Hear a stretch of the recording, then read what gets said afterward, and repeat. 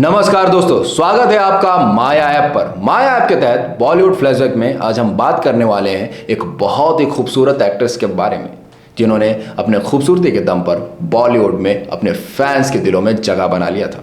और तो और इनका कमाल का अभिनय और कमाल की खूबसूरती दोनों जब एक साथ पर्दे पे आती थी तो लोग इनके दीवाने हो जाते थे। और अपने ज़माने की ये one of the highest paid actress में से एक थी। जी हाँ, मैं बात कर रहा हूँ one of the most talented and beautiful actress Madhubala के बारे में। तो चलिए शुरू से शुरुआत करते हैं और जानते हैं इनकी जिंदगी से जुड़ी ढेर सारी बातें। मधुबाला का जन्म 14 फेब 1933 को दिल्ली में हुआ। इनका जन्म के साथ ही नाम मुमताज़ जहान दहलवी रखा गया। इनके माता का नाम आयशा बेगम और इनके पिता का नाम अताउल्ला खान था। इनके पिता अताउल्ला खान पख्तूनी थे। इनके 11 बच्चे थे और मधुबाला 5वें नंबर पर थी। इनके पिता इंपीरियल टोबैको कंपनी में काम किया करते थे, लेकिन कुछ कारणवश वहाँ पे काम छूट गया, जो कि पेशावर में था। तो फिर वो वहाँ से मूव करके दिल्ली चले गए। दिल्ली में कुछ समय काम किया और फिर मुंबई के लिए रवाना हो गए। मधुबाला ने बचपन में ही बहुत सी परेशानियाँ देखी थी। बहुत छोटी उम्र में ही इनके 2 भाई और 3 बहनों का देहांत हो चुका था। जब ये थोड़ी बड़ी हुई तो बतौर चाइल्ड आर्टिस्ट इन्हें पहली बार काम बॉम्बे टॉकीज़ ने दिया था। मैं उसी बॉम्बे टॉकीज़ की बात कर रहा हूँ जिसे Devika Rani, the first female actress of Indian cinema, और उनके पति हिमांशु राय, जो कि एक बहुत ही अच्छे प्रोड्यूसर, डायरेक्टर और एक्टर थे, दोनों ने मिल करके इस्टेब्लिश किया था। उसी बॉम्बे टॉकीज़ ने पहली बार मधुबाला को as a child artist cast किया था। बॉम्बे टॉकीज़ ने शुरुआत के 5-6 सालों में ही बहुत सी सक्सेसफुल फिल्में इंडियन फिल्म इंडस्ट्री को दे दी थी, जिसमें से अधिकतर फिल्मों में Devika Rani as a lead cast की गई थी। अब हिमांशु राय और देविका रानी ने उस ज़माने में जब औरतों को फिल्मों में काम करने से भी रोका जाता था, उस ज़माने में इन दोनों ने मिलकर एक 4 मिनट का किसिंग सीन दे दिया, जिससे बॉलीवुड में तहलका मच गया था। जब लोग कतराते थे फिल्मों में काम करने के लिए, उस समय इन दोनों ने इतना बड़ा कदम उठाया और इंडियन फिल्म इंडस्ट्री को एक ऐसी चीज़ दिखाई जो शायद सबको बर्दाश्त नहीं थी। अब बात करें मधुबाला की as a child artist Bombay Talkies के साथ काम करने की, तो ये काम करने के बाद भी ये अंदाज़ा लगाना मुश्किल था कि आगे चलकर मुमताज़ जहां दहलवी एक बहुत ही कमाल की एक्ट्रेस मधुबाला बन सकी। कुछ समय तो इन्होंने मुमताज़ के नाम से काम किया, लेकिन वो फिर बाद में अपने पिता के साथ दिल्ली चली गई।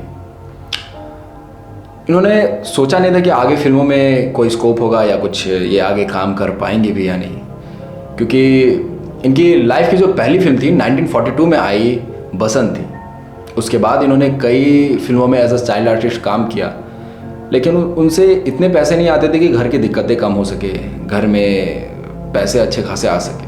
तो ये अपने पिता के साथ दिल्ली चली गई थी। वहाँ जाने के बाद कुछ समय बीता, उसके बाद अचानक से जो देविका रानी है, बॉम्बे टॉकीज़ की मालकिन और बहुत ही फेमस एक्ट्रेस, उस ज़माने में बहुत ही डिमांडेड एक्ट्रेस थी वो, उन्होंने वापस देविका रानी ने वापस मधुबाला को मुंबई बुलाया और कहा कि तुम्हें फिल्मों में काम करना चाहिए। इसी बीच एक एस्ट्रोलॉजर ने मधुबाला को कहा था कि ये लड़की आगे चल कर के बहुत नाम कमाएगी, अपने ख़ानदान का नाम रोशन करेगी, इतना तरक्की करेगी कि इसके पूरे ख़ानदान में किसी ने ना किया हो। लेकिन एक दिक्कत है कि अपनी पूरी ज़िंदगी नहीं जी पाएगी, बहुत कम उम्र में ही ये दुनिया को छोड़ चली जाएगी। मधुबाला जब मुंबई आई तो वहाँ डॉकयार्ड के इलाके में रहने लगी, लेकिन उनका परिवार भी उनके साथ था और वो बहुत ही छोटी थी। फिर अचानक एक दिन उस डॉकयार्ड में बहुत ही ज़ोर का धमाका हुआ। वो दिन था 14 अप्रैल 1944 का। उस धमाके में जितनी बस्तियां थी, बस्तियों में आग लग गई थी, घर जल रहे थे, कई लोग घायल हो गए थे, कई लोग मौत के मुंह में समा चुके थे। लेकिन इत्तेफाक की बात यह है कि उस दिन मधुबाला और उसकी फैमिली वहाँ मौजूद नहीं थी। वो लोग पास के ही किसी गांव में थिएटर में फिल्म देखने के लिए गए थे और इस दौरान ये पूरा कारनामा हुआ। उनकी फैमिली तो बच गई, लेकिन उनका घर बुरी तरह उजड़ गया और वो लोग फिर फुटपाथ में आ गए थे। जब ये बहुत मुश्किलों में थे, इनके पास रहने के लिए कोई घर नहीं था, इनके पास कोई सहारा नहीं था, तब इनके एक क्लासमेट ने इन्हें अपने घर पे रख लिया और सिर्फ इन्हें ही नहीं, इनके पूरे परिवार को अपने साथ रखा और उनका खूब ख्याल रखा। इस दौरान उनको एज अ हीरोइन काम भी मिलने लगा था। ये नज़र आई केदार शर्मा की फिल्म नीलकमल में। इनके अपोजिट थे राजकुमार। उनकी उम्र सिर्फ 14 वर्ष थी जब इन्होंने as a lead Neelkamal film में काम किया। लेकिन इनको ये फिल्म मिलना इतना आसान नहीं था, इतनी आसानी से इन्होंने फिल्म में कास्ट नहीं हुए। इसके पीछे एक बहुत ही रोचक किस्सा है। दरअसल बात यह है कि ओरिएंटल फिल्म कंपनी एक फिल्म बना रही थी जिसका नाम था नीलकमल। इस फिल्म में as a lead casted already जो थी वो थी बेगम बारा, जो कि दिलीप कुमार साहब के भाई की पत्नी है, और दूसरी थी कमला चटर्जी, जिन्होंने उस फिल्म के डायरेक्टर केदार शर्मा के साथ ही शादी कर ली थी। कमला चटर्जी फिल्म नीलकमल में कास्टेड तो थी, लेकिन फिल्म में काम करने से पहले ही वो बीमार रहने लगी और धीरे धीरे उनकी बीमारी इतनी बढ़ती गई कि वो मौत के मुंह तक पहुंच गई। इसी दौरान उन्होंने केदार शर्मा को बुलाया और उनसे कहा कि मैं आपसे कुछ वचन लेना चाहती हूँ, मुझे लगता है मैं फिल्म में काम नहीं कर पाऊँगी। तो केदार शर्मा ने बिना कुछ सोचे समझे कहा, हाँ बोलो। तो उन्होंने कहा कि मेरी जगह फिल्म में अब कोई और किरदार निभाएगा और वो होनी चाहिए बेबी मुमताज़। केदार शर्मा ने तुरंत से हामी भरी और वचन दे दिया। लेकिन रंजीत स्टूडियो, जो कि इस फिल्म में काम कर रहे थे, रंजीत स्टूडियो के मालिक जो थे चंदूलाल शाह, उन्हें ये बात पसंद नहीं आई। उन्होंने केदार शर्मा को बुलाया और पूछा कि इस फिल्म में कौन कौन कास्टेड है। तो केदार शर्मा ने कहा कि राज कपूर, बेगम बारा और मुमताज़। ये सुनकर चंदूलाल साहब को लगा कि मुमताज़ शांति की बात हो रही है, लेकिन नहीं, ये बेबी मुमताज़ मतलब मधुबाला की बात हो रही थी। लेकिन चंदूलाल साहब को जब ये बात पता चला कि इसमें बेबी मुमताज़ है ना कि मुमताज़ शांति, तो आग बबूला हो गए, भड़क गए वो, और भड़कते हुए केदार शर्मा को कहा, तुम्हारा दिमाग खराब हो गया है? ये 14 साल की बच्ची अभिनय करेगी हमारी फिल्म में? तुम्हें जरा सी भी समझ नहीं है क्या? तो केदार शर्मा ने कहा, एक बार कोशिश करके देखते हैं, ये बच्ची फिल्म में बहुत अच्छा अभिनय करेगी, ये बहुत टैलेंटेड है और इसमें पोटेंशियल भी है। तो चंदू लाल शाह ने चिढ़ते हुए कहा, तुम्हारा विश्वास गया भाड़ में और तुम भी, समझे? मुझे मेरे पैसे प्यारे हैं, मेरे 75,000 रुपये वापस लाओ और तुम निकलो यहां से। फिर क्या था, उन्होंने, केदार शर्मा ने अपनी सारी संपत्ति गिरवी रख दिए, बीवी के गहने गिरवी रख दिए और 75,000 रुपये लेकर के आए, चंदू लाल शाह को दिया और हमेशा हमेशा के लिए रंजीत स्टूडियो से अपना रिश्ता तोड़ लिया।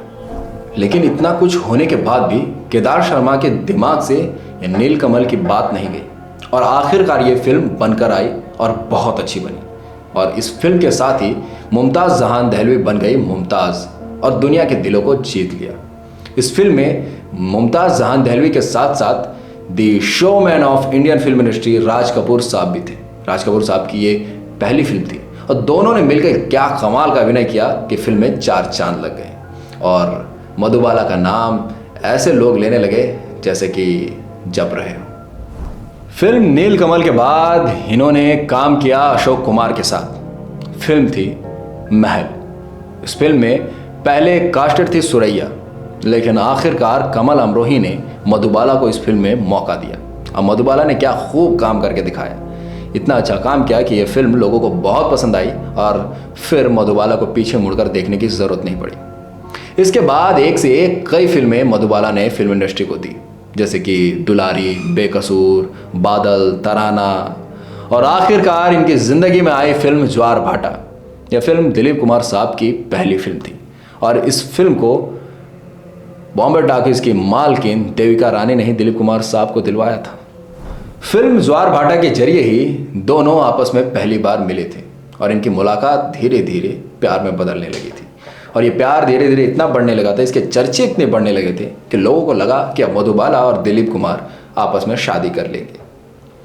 लेकिन इसी दौरान B.R. चोपड़ा साहब एक फिल्म बना रहे थे जिसका नाम था नया दौर और इस फिल्म में दिलीप कुमार साहब और मधुबाला दोनों कास्टेड थी, दोनों साथ में काम कर रही थी, दोनों ने कॉन्ट्रैक्ट भी साइन किया था और कॉन्ट्रैक्ट में साफ साफ लिखा था कि आउटडोर लोकेशंस में शूट हो सकते हैं और मधुबाला ने उस पर साइन भी किया था। लेकिन आउटडोर लोकेशंस पे जाने के लिए उनके पिता राजी नहीं थे। उनके पिता जिनका नाम था अताउल्लाह खान, उन्होंने इजाज़त नहीं दिया। इस बात पर B.R. चोपड़ा गुस्सा हो गए और मधुबाला पर केस कर दिए। दरअसल हुआ कुछ यूँ था कि दिलीप कुमार साहब और मधुबाला एक दूसरे से शादी करना चाहते थे। उन्होंने शायद आपस में ये चीज़ें डिस्कस भी कर ली थी, लेकिन इसी दौरान B.R. चोपड़ा साहब की फिल्म जो नया दौर है उसकी शूटिंग भी चालू हो गई थी और उन्हें MP जाना था शूट के लिए। लेकिन मधुबाला के पिता जो अताउल्ला खान थे, उन्होंने वहाँ जाने से उन्हें मना कर दिया और कहा कि वो डकैत इलाका है, मेरी बेटी वहाँ नहीं जाएगी। कहा यह जाता है कि अताउल्ला खान ये नहीं चाहते थे कि मधुबाला दिलीप कुमार साहब के साथ रहे, उससे शादी करे या फिर उन दोनों के बीच कुछ भी हो। और कुछ लोग ये भी कहते हैं कि अताउल्ला खान को इस बात का डर था कि कहीं बेटी के पैसों से उनका हक न छीन जाए, इसलिए उनका शादी होने देना नहीं चाहते थे। इन सब चीज़ों के बाद भी जब अताउल्ला खान को लगा कि वो मधुबाला और दिलीप कुमार साहब को अलग नहीं कर पा रहे हैं, तो आखिरकार उन्होंने एक ऐसा खेल रचा कि दोनों हमेशा हमेशा के लिए अलग हो गए और फिर कभी साथ नहीं आ पाए। सभी का ये ख्याल है कि B.R. चोपड़ा साहब ने जो केस किया था, उस केस में अताउल्ला खान का भी हाथ था। वो उनसे मिले हुए थे क्योंकि वो दोनों को अलग करना चाहते थे। और इस केस में दिलीप कुमार साहब मधुबाला का साथ भी नहीं दे पाए, इस वजह से कि मधुबाला ने ऑलरेडी कॉन्ट्रैक्ट साइन कर रखा था, जिस कॉन्ट्रैक्ट में साफ साफ लिखा था कि आउटडोर लोकेशंस पे शूट हो सकते हैं। अब ये कॉन्ट्रैक्ट उनके साथ था, उनके पास था, तो मजबूरन दिलीप कुमार साहब को B.R. चोपड़ा का साथ देना पड़ा। इस बात से मधुबाला खफा थी, लेकिन दिलीप कुमार साहब कुछ कर भी नहीं सकते थे। और आखिरकार मधुबाला इस फिल्म से बाहर हुई और उनके जगह पे कास्ट की गई बैजंती माला। इसी तरह एक बात यह भी होती है कि जब B.R. चोपड़ा ने मधुबाला पे केस किया तो दिलीप कुमार साहब को मधुबाला का साथ देना चाहिए था, ना कि B.R. चोपड़ा साहब का। लेकिन बात जैसा है कि कॉन्ट्रैक्ट ऑलरेडी साइन था, तो दिलीप कुमार साहब ये नहीं कर पाए। लेकिन इसके बावजूद भी इतने चीज़ों को होने के बाद भी मधुबाला ने सिर्फ दिलीप कुमार साहब से इतना कहा कि जो हुआ सो हुआ, बस आप इतना करो कि आप मेरे घर चल करके मेरे पिता से एक बार माफ़ी मांग लो इस बात के लिए। वो भी मैं सबके सामने माफ़ी मांगने को नहीं कह रही हूँ, बस घर में चलकर अकेले में ही सही एक बार माफ़ी मांग लो, फिर सब ठीक हो जाएगा। लेकिन दिलीप कुमार साहब ने माफ़ी मांगने के लिए भी साफ साफ मना कर दिया। उन्होंने कहा मैं नहीं मांगूंगा। इस बात से मधुबाला को बहुत ठेस पहुंची। उन्हें लगा कि शायद दिलीप कुमार साहब रिश्ते को नहीं बचाना चाहते, इसलिए एक माफ़ी तक नहीं मांग रहे। और इस बात से खफा होकर वो भी वहाँ से चली गई। और इस कोर्ट केस ने मधुबाला और दिलीप कुमार का दिल तोड़ करके रख दिया था। ये फिर दोबारा कभी साथ नहीं आ पाए। लेकिन फिर आई फिल्म मुगल-ए-आज़म। इस फिल्म में दोनों फिर साथ दिखे, लेकिन इस फिल्म को करने के बाद भी दोनों में कुछ अपनापन नहीं आया, दोनों साथ नहीं मिले। बस इन्होंने किरदार निभाया और वो चीज़ें उतनी तक ही सीमित थी। इसमें दिलीप कुमार साहब ने शहजादे सलीम का किरदार निभाया और मधुबाला ने अनारकली का। इस फिल्म में अनारकली का किरदार इतना बखूबी मधुबाला ने निभाया कि लोगों के दिल जीत लिए। लोग इनकी तारीफ़ें करते नहीं थक रहे थे और लोगों के दिलों में एक अलग ही जगह बना ली थी। अब बात करें इस फिल्म की, तो यह फिल्म बहुत ही कमाल की बनी थी। इस फिल्म में मधुबाला के अलावा और भी एक से एक कई दिग्गज कलाकार थे, जैसे कि पृथ्वीराज कपूर, दुर्गा खोटे, दिलीप कुमार, मधुबाला और भी ऐसे ही एक से एक कमाल के एक्टर्स थे, जिन्होंने मिलकर इस फिल्म को इतना कमाल का बनाया कि ऑल टाइम ब्लॉकबस्टर्स घोषित कर दिया गया। इस फिल्म में हर एक चीज़ देखने को मिला, लड़ाई, रोमांस, हर एक चीज़ बहुत ही मज़ेदार बनी थी ये फिल्म। इस फिल्म में पृथ्वीराज कपूर साहब अकबर के किरदार में थे और वहीं उनके वाइफ के किरदार में थी दुर्गा खोटे, उनकी वाइफ यानी कि जोधा पाई। और इधर दिलीप कुमार साहब सलीम के किरदार में थे और मधुबाला थी अनारकली के किरदार में। सभी ने मिलकर इस फिल्म को बहुत ही कमाल का बनाया। सभी ने अपना बेस्ट दिया और सभी के अभिनय को सराहा गया। यह फिल्म इतनी अच्छी बनी कि फिर बाद में इन्हें कन्वर्ट में करना पड़ा ब्लैक एंड वाइट से कलर में और फिर से रिलीज़ करना पड़ा। और इस तरह से मधुबाला की यह फिल्म मुगल-ए-आज़म बन गई इंडियन फिल्म इंडस्ट्री की पहली ऐसी फिल्म जिसे दोबारा ब्लैक एंड वाइट से कलर में कन्वर्ट करके रिलीज़ किया गया। मधुबाला ने एक से एक धमाकेदार फिल्में हमारी फिल्म इंडस्ट्री को दी।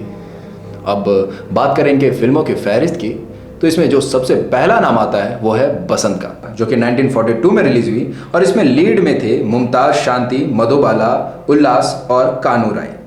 अब जो इसके बाद जो फिल्म आई वो थी मुमताज़ महल, जो कि 1944 में रिलीज हुई और इसमें थे लीड में खुर्शीद बानो, चंद्रमोहन और मधुबाला।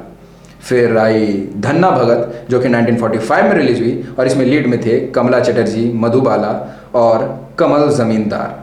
फिर आई पुजारी, जो कि 1946 में रिलीज हुई और इसमें लीड में थे बिपिन गुप्ता और मधुबाला।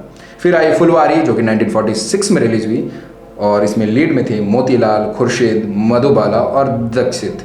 इसके बाद आई राजपुतानी, जो कि 1946 में रिलीज हुई और इसमें लीड में थे पी जयराज, मधुबाला और वीना।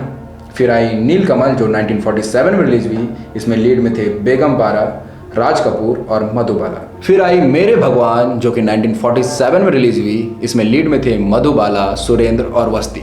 अब बात करते हैं इनके उन फिल्मों के बारे में जो कि बहुत ही हिट रही और बॉक्स ऑफिस पर काफ़ी अच्छे पैसे बनाए। तो इस कड़ी में जो सबसे पहला नाम आता है बसंत का, जो कि 1942 में रिलीज हुई और ये ब्लॉकबस्टर रही।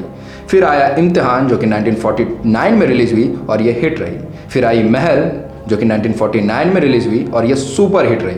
फिर आई निराला, जो कि 1950 में रिलीज हुई और ये सुपर हिट रही। फिर आई मधुबाला, जो कि 1950 में रिलीज हुई और ये डिजास्टर रही। फिर आई प्रदेश, जो कि 1950 में रिलीज हुई और ये सुपर हिट रही। फिर आई तराना, जो 1951 में आई और फिर ये भी सुपर हिट रही। इसके बाद आई सिरीन फरहाद, जो कि 1956 में रिलीज हुई और ये सुपर हिट रही। फिर चलती का नाम गाड़ी, जो कि 1958 में रिलीज हुई और ये भी सुपर हिट रही। फिर आई मुगले आजम, जो 1960 में रिलीज हुई और ये ऑल टाइम ब्लॉकबस्टर रही। जैसा कि मैंने पहले ही बताया, ये फिल्म काफ़ी अच्छी थी। ऐसे ही और भी कई हिट और सुपर हिट फिल्में मधुबाला ने इंडियन फिल्म इंडस्ट्री को दी। मधुबाला के अभिनय में कुछ तो अलग था जो लोगों को मंत्रमुग्ध कर देती थी। इनकी कमाल की खूबसूरती और बेमिसाल एक्टिंग, ये दोनों जब एक साथ पर्दे पर आती थी तो लोग मदहोश हो जाते थे। ऐसे ही नहीं, लोग इन्हें सौंदर्य की देवी कहकर बुलाते थे। ये कमाल का अभिनय लोगों के दिलों में अपनी जगह बना लेती थी। यूँ तो मधुबाला ने अपने जीवन में काफ़ी फिल्में करी, कुछ हिट रहे, कुछ सुपर हिट, कुछ ब्लॉकबस्टर और बहुत बेहतरीन फिल्में फिल्म इंडस्ट्री को दी। लेकिन ऐसे ही एक बार शूटिंग के दौरान उनको खून की उल्टी हुई और फिर उन्हें अस्पताल ले जाया गया। और जब अस्पताल वो गई तो वहाँ से पता चला कि उनके दिल में छेद है। एक तरफ पहले से ही दिलीप कुमार से अलग होने के बाद उनका दिल टूट चुका था और अब उनका दिल बीमार भी हो चुका था। ये बीमारी इतनी बड़ी थी कि उस ज़माने में इलाज करना मुमकिन नहीं था। बहुत कोशिशें की गई लेकिन उनका इलाज हो नहीं पाया। इसी बीच ऐसा लगा कि भूषण कुमार उनसे शादी कर लेंगे मधुबाला से, लेकिन आखिरकार मधुबाला ने किशोर कुमार को चुना, जिनका अभी ताज़ा ताज़ा तलाक हुआ था। और इस तरह से बन गई एक नई जोड़ी किशोर कुमार और मधुबाला की। फिर इनके साथ में आई फिल्म चलती का नाम गाड़ी। इसमें इनकी केमिस्ट्री बहुत ही बेमिसाल थी। लोगों को खूब पसंद आई ये केमिस्ट्री और लोगों ने खूब फिल्म को सराहा भी। फिल्म भी काफ़ी अच्छी बनी थी। लेकिन चूंकि मधुबाला बीमार रहती थी तो उनके पिता अताउल्ला खान ने किशोर से कहा कि किशोर ऐसा करो कि पहले मधुबाला का इलाज करा लो, फिर तुम शादी कर लेना। लेकिन किशोर कुमार ने कहा कि पहले मैं शादी करूंगा और फिर उसके बाद इलाज के लिए इसे लंदन लेकर के जाऊंगा। वादे के अनुसार वो लंदन गई तो सही और उनका इलाज भी हुआ और कुछ हद तक तबीयत सुधरी भी। और बात यहाँ तक पहुँची कि मधुबाला ने कहा कि मैं फिर से फिल्मों में काम करना चाहती हूँ और उन्होंने राज कपूर से जाकर के इस बारे में बात भी किया और फिल्म चालाक की शूटिंग शुरू हो गई। एक दिन की शूटिंग भी कंप्लीट हो गई, लेकिन शूटिंग के दौरान ही वो बेहोश होकर के गिर गई और उसके बाद वो बिस्तर पर ऐसी पड़ी कि फिर उठ नहीं पाई। लगातार उनका इलाज चल ही रहा था। बला की खूबसूरत मधुबाला जो हमेशा हंसती रहती थी, जिनके हंसने से हीरो परेशान रहते थे कि एक बार इसे हंसी आ जाए तो फिर ये रुकने का नाम नहीं लेती है, फिर सीन नहीं हो पाता है, वो कहीं ना कहीं अंदर से आज उदास थी। जिनके साथ काम करने के लिए उस जमाने में लोग तरसते थे, हर हीरो चाहते थे कि एक बार मधुबाला के साथ काम करे, वो बिस्तर पे पड़ी थी।